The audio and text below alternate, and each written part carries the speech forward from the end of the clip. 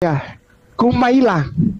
Jadi dia perempuan ya, lagi duduk di kursi besar begitu, lalu di sebelahnya ada seorang laki-laki. Begitu ini perempuan bicara tentang apa tiada berguna, apa nggak ada gunanya untuk menghafal Al-Quran, ini laki-laki di sebelahnya ketawa. Ini langsung ya pemirsa, kalau ada yang nonton dikasih ke orang tersebut, begitu ya, dikasih. Ditanya saya sama Syekh, sama Mualim, gimana tanggapannya Kainama ya Ustadz Kay terhadap video ini? Apa di Instagram? Di Instagram.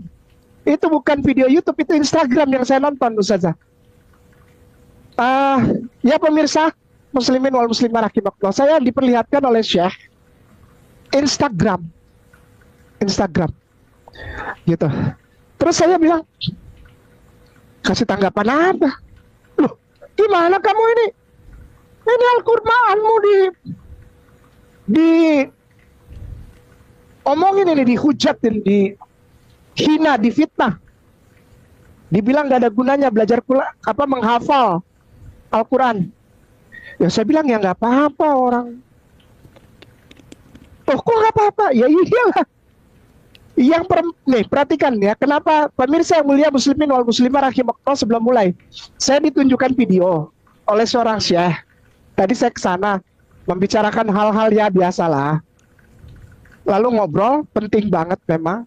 Dan sebelum mulai saya dikasih lihat video ini, Kumaila ini bersama seorang laki-laki. Jadi duduk ada kursi besar coklat, lalu di sebelahnya kursi besar coklat juga seorang laki-laki. Ditanya gimana tanggapannya, saya bilang masih tanggapan apa? Nggak usah. Loh, kok gitu? Ya iya, ngapain ditanggapi? Yang perempuan yang bicara, yang mengeluarkan statement, catat ya, bila perlu kasih ke dia. Sekarang juga kasih ke dia. Dan semua orang yang mengeluhkan dia. Ya, yang perempuan yang mengeluarkan statement bahwa nggak berguna menghafal Al-Quran itu tidak ada gunanya. Perempuan itu tidak beragama. Ngapain saya kasih tanggapan untuk orang yang beragama? Bahwa perempuan itu bukan orang yang beragama Islam. Dan perempuan itu kemungkinan besar tidak beragama. Selesai. Ya. Jadi ngapain didengerin orang nggak beragama? Di Republik Indonesia ini wajib orang yang tinggal sebagai warga negara wajib beragama, wajib itu. Ketuhanan yang Maha Esa dan pasal 29 wajib hukumnya beragama. Nah ini orang ini bukan orang Indonesia kali. Ya bilangin sama dia, langsung bilangin dia nggak beragama. Apalagi Islam, enggak lah. Ya, oke, yang sebelahnya sekarang yang laki-lakinya Matius 6 nomor 9 versi paralel. Yang laki-lakinya juga bukan orang Kristen itu. Bukan orang Kristen. Malah jangan-jangan dia juga nggak beragama. Jadi cocok orang nggak beragama dengan orang yang nggak beragama ngobrol, ditonton sama orang nggak beragama, ketawa, tepuk tangan. Semuanya di satu ruangan itu tidak beragama. Beres kan? Gampang. Ini orang bukan orang bener lah. Ya, anak kecil nggak ada gunanya. Baik, kita jawab. Pertama, kemampuan memori yang unggul. Tulis. Menghafal Al-Quran sedini mungkin. Tulis. Ini dari kedokteran, dari IDI, Ikatan Dokter Indonesia. Sekali lagi, ini dari IDI, Ikatan Dokter Indonesia yang bekerja sama dengan ICMI. Sekali lagi, ini dari IDI yang bekerja sama dengan ICMI, Ikatan Cendekiawan Muslim Indonesia. Yang pertama, kemampuan memori yang unggul. Hafalan akan mendorong, memercik, memantik kemampuan mengingat pada setiap ayat itu untuk agar otak itu mampu menyimpan informasi. Membuka pintu ruang di otak anak usia dini untuk menampung informasi. Tulis. Kemampuan memori yang unggul, peningkatan keterampilan bahasa. Karena setiap how to pronounce Arabia itu berbeda dengan bahasa Indonesia, apalagi Inggris, Jerman, Perancis. Beda. Jadi yang pertama tadi, kemampuan memori. Unggul anak itu. Jadi kalau yang tidak hafal Al-Quran, maaf, di bawah justru. Ini orang sesat ini, perempuan ini. Dia bilang, hafalan itu adalah, insting manusia yang paling rendah. Udah gitu dikepokin, ketawa orang-orang. Nomor 1, kemampuan memori yang unggul. Nomor 2, peningkatan keterampilan bahasa. Ketiga, konsentrasi dan fokus yang lebih baik. Keempat, pemahaman dan analisa yang mendalam. Kelima, pembentukan karakter dan nilai moral tuh. Nomor 5, pembentukan karakter dan nilai moral. Yang gak hafal Al-Quran, kita lihat aja akhlaknya. Oh enggak, banyak usul. Enggak. Dia nggak hafal sebetulnya. Kalau dia hafal artinya dia masuk ke dalam ayat Al-Quran itu. Sehingga terbawa bahwa Allah mengutus Rasulullah Sayyidina wa Maulana Habibullah wa Nabiullah Rasulullah Sallallahu Alaihi Wasallam untuk memperbaiki akhlak. Terus aku tadi belum jawab pertanyaan yang kenapa harus ngafal Quran itu? Kenapa banyak banget hafalan, anak-anak disuruh hafal?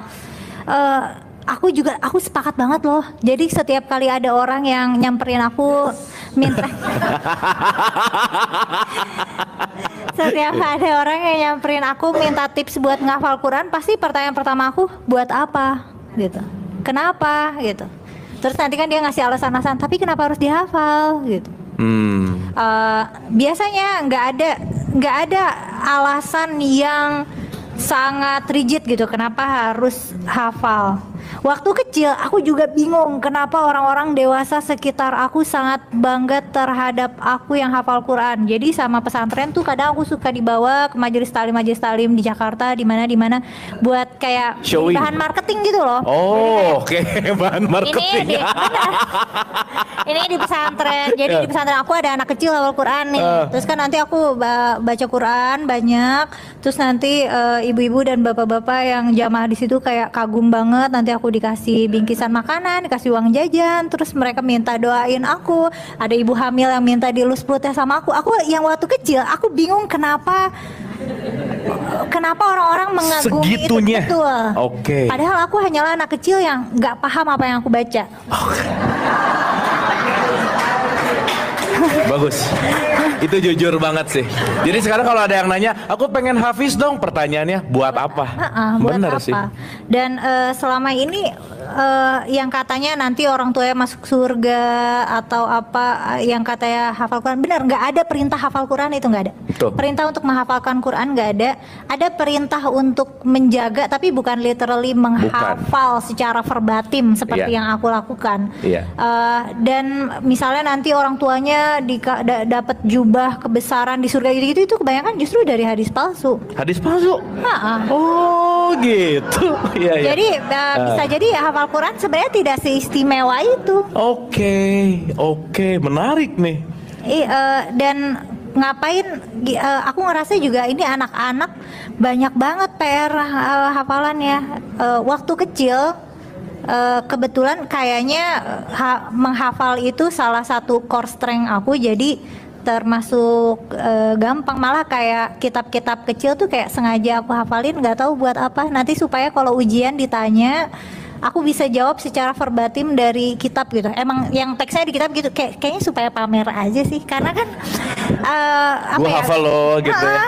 Karena guru-guru kita, sekolah kita sangat menghargai hafalan, yang mana padahal kalau secara level kognitif hafalan itu adalah skill kognitif yang paling rendah. Karena kan menghafal itu membeo. Itu kayak bayi, kayak diajarin mama ini papa, kayak emang selevel itu. Kalau menghafal level yang paling tinggi justru memproduksi ilmu pengetahuan, dan itu yang nggak ada. Kita belajarnya ngafal, habis itu belajar untuk ngutip sana ngutip sini, kayak seolah kita tuh nggak boleh punya pikiran sendiri gitu. Dan masalah memahami, kadang-kadang malah nggak paham. kita cuma memahami Bunyi gitu ya? bunyi aja, atau kadang-kadang tuh suka ada frasa-frasa yang diambil dari Quran yang padahal konteksnya nggak gitu. Ada nih penceramah-penceramah yang akhir ceramahnya tuh suka bilang kalau ada yang baik itu dari Allah, kalau ada yang buruk salah, dari saya. itu sebenarnya dari Quran. Iya. Ada kisah di mana orang-orang Yahudi itu suka ngeledekin Nabi. Oh, nanti kalau misalnya salah bilangnya dari diri sendiri, kalau benar bilangnya dari Allah. Itu sebenarnya ledekan orang Yahudi. Terus kita adopsi jadi penutup ceramah. Oh, itu jokesnya Yahudi gitu ya? Ngeledek gitu ya? Itu cara orang Yahudi ngeledekin Nabi. Tapi Oke. kita jadiin penutup karena kita nggak tahu konteks ayat itu gimana gitu. Oke. Tapi itu penutup yang bagus buat stand up comedy sih. That's nice ya. Ya, shalom teman-teman semua. Terima kasih sudah menonton video ini dan kita sudah melihat reaksi Ustadz Kainama dalam menanggapi pernyataan atau pembahasan Kumaila yang akhir-akhir ini begitu viral di medsos, teman-teman. Kenapa? Karena Kumaila ini, teman-teman, dia sanggup menghafal 30 juz ya, isi Al-Quran itu. Dan itu kemarin ditantang oleh Henny Kristianto, kalau dia sanggup menghafal itu, kalau benaran, maka taruhannya adalah rumah. Ternyata diuji dan dia bisa membuktikan bahwa dia sanggup menghafal, bahkan dia mendapatkan sertifikat, teman-teman ya, sebagai seorang hafiz. Nah, teman-teman, itu yang perlu kita tahu, bahwa ternyata Ustadz Kainama ini ya itu karena memang dia iri hati, teman-teman ya. Kalau kata orang sekarang ini ya, iri tanda tak mampu, iri tanda tak sanggup. Dan betul, memang dia menyampaikan bagaimana rasa irinya, teman-teman, karena memang dia tidak sanggup menghafal 30 juz itu. Nah, teman-teman, kalau kita bisa menguji kedua ini, apakah Ustadz Kainama atau Kumaila yang sanggup menghafal, tentu saja Ustadz Kainama itu tidak sanggup menghafalnya, teman-teman. Nah, itu artinya makanya dia koar-koar di media sosial, teman-teman, untuk memojokkan atau menyudutkan Kumaila ini. Jadi kita perlu respect dengan apa yang disampaikan oleh Kumaila, teman-teman ya, bahwa itu bukan sebuah kebanggaan bagi dia ketika dia menghafal semua itu. Kenapa bukan sebuah kebanggaan?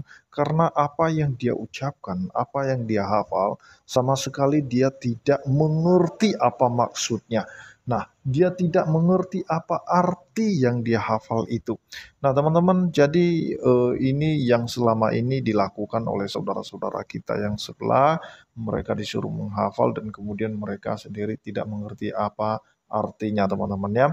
Nah, kalau di kita Kristen itu kita bisa mengerti, kita tidak diwajibkan untuk menghafal isi kitab suci atau ayat-ayat, sekalipun ada yang menghafalnya beberapa ayat, tetapi saya percaya bahwa tidak ada orang Kristen yang sanggup menghafal dari Kejadian sampai Wahyu.